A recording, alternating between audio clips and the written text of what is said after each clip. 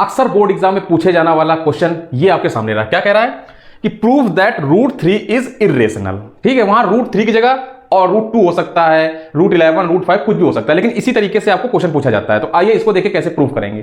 तो इसमें क्या करिए, हम लोग क्या करेंगे, let us assume that √3 is irrational number. हम लोग इसको कॉन्ट्राडिक्ट मान लेते हैं कि √3 क्या है, वो एक रेशनल नंबर है।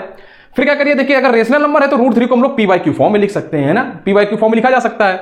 और जो p और q होंगे वो क्या होंगे, इंटीजर्स होंगे। ठीक है, having no common factor other than 1 के अलावा इसका कोई कॉमन फैक्टर नहीं होगा, मतलब p/q जो होगा वो सिंपलेस्ट फॉर्म में होगा, इससे ये कह रहा है। ठीक है, अब देखिए क्या है, ये देखिए लिखा है √3 बराबर p/q लिखा है ना। अब इसको दोनों तरफ स्क्वायर कर दीजिए। जब स्क्वायर कर देंगे तो आ जाएगा 3 बराबर p²/q²। अब यहां से देखिए q जहां 3 से 2 हो जाएगा तो आ जाएगा 3q² बराबर p²। इसको हमने इक्वेशन 1 मान लिया।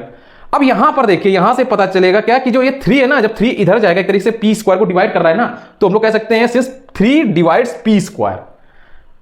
और अगर 3p² को डिवाइड कर रहा है तो जो 3 होगा वो डिवाइड्स p को भी डिवाइड करेगा। मतलब एक तरीके से हम लोग यहां ये कह सकते हैं, इस जगह से ये जो p है p/3 लिखा जा सकता है। जो 3 है ना वो p को डिवाइड कर रहा है।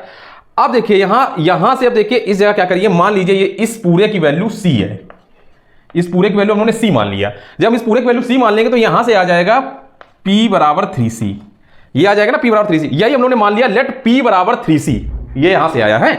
और जहां c होगा वो एक इंटीजर होगा। ठीक है ना, ये एक इंटीजर होगा c।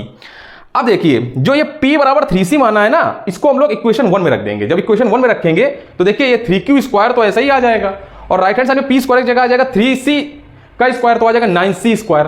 और देखिए 3 से जब डिवाइड हो जाएगा तो q² बराबर 3c² आ गया। ठीक है, अब यहां पर ध्यान दीजिए, सेम फर्स्ट इक्वेशन के तरीके ये भी इक्वेशन बन गई। यहां पर भी देखिए जो 3 जब इधर जाएगा तो q² को डिवाइड करेगा, तो 3 डिवाइड्स q², और 3 जो होगा वो q को भी डिवाइड करेगा, तो 3 डिवाइड्स q। तो अब यहां पर देखिए क्या हो रहा है कि जो 3 है वो p को भी डिवाइड कर रहा है, और जो 3 है वो q को भी डिवाइड कर रहा है। तो इससे हम लोग को क्या पता चला, इससे पता चला कि 3 is a common factor of p and q। जो 3 है वो p और q का एक कॉमन फैक्टर निकल के आ गया। लेकिन ये हम लोग का जो माना था उसको कॉन्ट्रडिक्ट कर रहा है। क्या क्या हमने माना था कि जो p and q are having no common factor other than 1 के अलावा इसका कोई कॉमन फैक्टर नहीं होना चाहिए, ये आपको याद रखना चाहिए। ठीक है, लेकिन यहां पर देखिए 3 एक कॉमन फैक्टर आ गया है। क्योंकि 3 एक कॉमन फैक्टर आ गया है तो हम लोग कह सकते हैं जो हम लोग ने माना था, but this contradict the fact that p and q having no common factor other than 1। ये तो पता चल गया ना।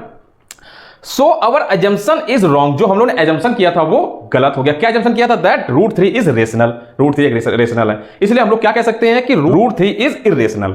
जो √3 होगा वो इरेशनल होगा। आई होप आप लोग को ये समझ में आया होगा।